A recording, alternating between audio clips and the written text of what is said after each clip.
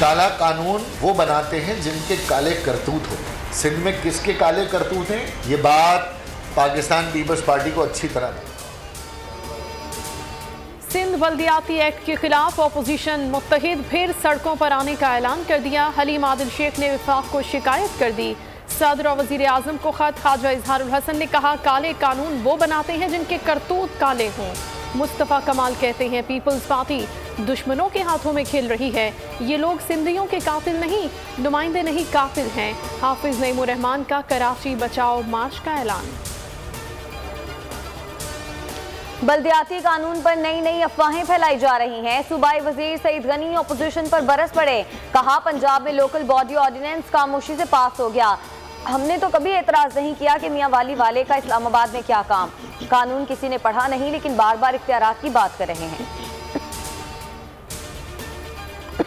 पंजाब में बल्दियाती इंतखाब EVM machine से होंगे। वजीर बल्दियात महमूद रशीद ने तस्दीक कर दी।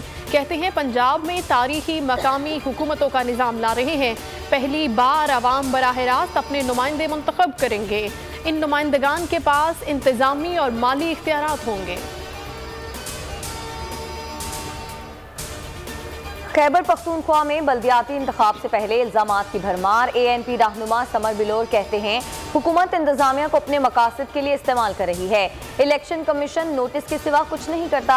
JUI रहनुमा गुलाम अली बोले नोटिस के बावजूद इलेक्शन कवानीन की धज्जियां उड़ाई जा रही हैं। पाकिस्तान में सिर्फ चाय महंगी है, बाकी तमाम चीजें सस्ती हैं। फवाद चौधरी का दावा। कहते हैं पूरे खित्ते में पाकिस्तान सबसे सस्ता मुल्क है। सिंध में दूध, गंदम और चीनी की कीमत कंट्रोल में नहीं। सिंध हुकूमत नाराज होने की बजाय कीमतें कंट्रोल करे।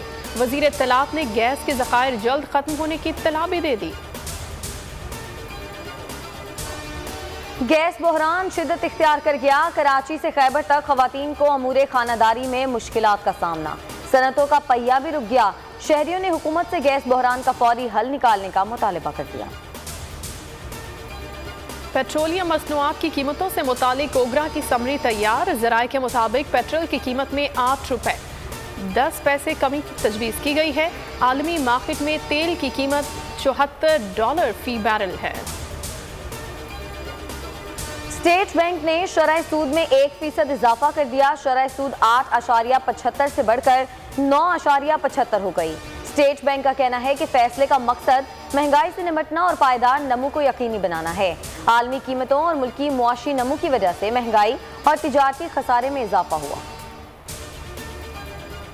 सानेहा सियालकोट की तहकीकात जारी। मजीद 18 मुल्जिमान को फोटोग्रामेट्री टेस्ट के लिए लाहौर की फॉरेंसिक लेबॉर्ट्री पेश कर दिया गया। मुल्जिमान की वीडियो में मौजूदगी की तस्दीक की जाएगी। प्रियंका के भाई ने पाकिस्तान में नौकरी की ख्वाहिश का इजहार कर दिया। कहा पाकिस्तानी भाइयों पर मुकम्मल एतमाद है। पाकिस्तान और वेस्ट इंडीज के दरमियान दूसरा T20। कौमी टीम ने मेहमान टीम को जीत के लिए 173 रन का हदफ दिया। मोहम्मद रिजवान 38, इफ्तिखार अहमद 32 और हैदर अली 31 रन बनाकर नुमाया रहे। नायब कप्तान शादाब खान ने तेज रफ्तार 28 रन दागे। हदफ के ताकुब में वेस्ट इंडीज की बैटिंग जारी। तेरे बगैर मुझे चैन कैसे पड़ता है, मेरे बगैर तुझे नींद कैसे आती है।